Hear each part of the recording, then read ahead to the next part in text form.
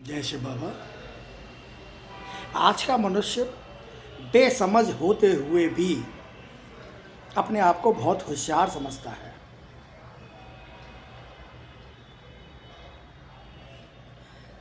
ज़्यादा बोलने से ज़्यादा संकल्प चलते हैं। हम तो कहते हैं कि एकांत में बैठ के चुपचाप बैठ जाओ, परम धाम में चले जाओ। सबसे बड़ा तीर्थ स्थान है परम धाम। आत्माएं कहाँ से आती हैं? परम धाम से। वापस कहाँ जाना है? परम धाम।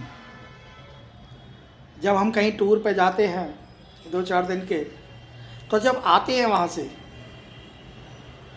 तो हमें कितना सुकून मिलता है, क्योंकि हम अपने घर में आते हैं। इसी तरीके से आत्मा जब परम धाम से यहाँ आ जाती है तो अपना पाठ निभाने के बाद जब घर जाती है वापस, तो उसे बड़ा सुकून मिलता है।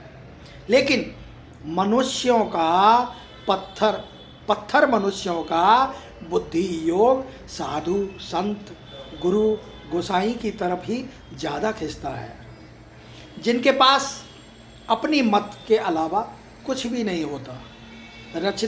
रचना के आदि मध्य अंत का वास्तविक ज्ञान नहीं होता। द्वापर से मनुष्य नास्तिक होते चले आए।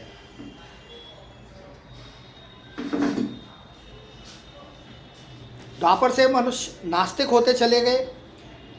अनेक मनुष्य मतों ने आकर भ्रम पैदा किए, अपने अपने धर्म स्थापन किए। अनेकों जगह पूजा अर्चना करने लगे और भ्रमित होते गए कि ये भगवान हमारी मनोकामना पूरी करेगा, ये भगवान हमें शांति देगा, ये भगवान हमें सुख शांति देगा। बस इसी चक्कर में भ्रमित हो गए। लेकिन उन्हें नहीं पता कि योग से जन्म जन्मांतर का जमा हुआ किचड़ा निकल जाता है, ज्ञान से नॉलेज प्राप्त होती है।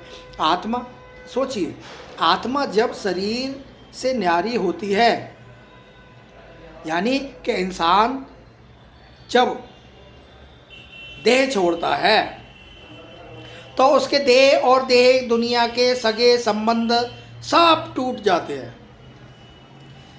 शरीर तो पृथ्वी पर पड़ा रह जाता है, लेकिन आत्मा पूर्व जन्म से दूसरा शरीर प्राप्त कर लेती है, क्योंकि आत्मा ने, अविनाशी आत्मा ने तो हर समय अपना पाठ बजाते ही रहना है। पुराने संबंध संपर्क, उनके कर्म बंधन, आपके रिश्तेदार नातेदार, आपके भाई ब्रदर बस निभाते रहते हैं। कब वो हमारा चाचा था, आज उसका श्राद्ध है, आज उसकी पुण्यतिथि है, आज उसका ये है, आज उसका वो है, सब ये ही रहता है। लेकिन आत्मा को शांति की खोज में भटकता रखना ये बहुत गलत बात है, क्योंकि आत्मा का स्वमान शांत है और आत्मा तुम्हारे अंदर है।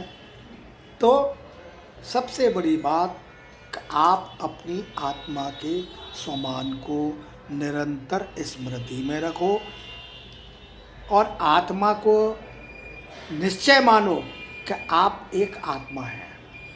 आप एक आत्मा हैं, तो जब आत्मा को, आप निराकार को आप महसूस करने लगेंगे तो वो परमात्मा जो ऊपर बैठा है, कभी भी इंसान को जब कोई बहुत दुख या तकलीफ़ या कोई पीड़ा होती है, आत्मिक पीड़ा होती है, तो वह किसी गुरु घंटाल को याद नहीं करता, किसी गुरु गोसाई को याद नहीं करता, वह किसी मंदिर की मूर्तियों को याद नहीं करता, किसी देव स्थल को याद नहीं करता। सीधी उसकी निगाह जाती है, हे परमात्मा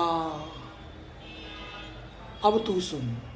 चाहे वो किसी भी धर्म का हो, मैं ये नहीं कहता कि हमारे सनातन धर्म का ही, किसी भी धर्म का हो, वो सब अल्लाह वाले अल्लाह को ऊपर मानते हैं, यीशु वाले यीशु को ऊपर मानते हैं, और भी जितने भी धर्म संप्रदाय या जो जी मठ मत जो हैं, वो सब अपने भगवानों को ऊपर ही मानते हैं। जय श्री राम।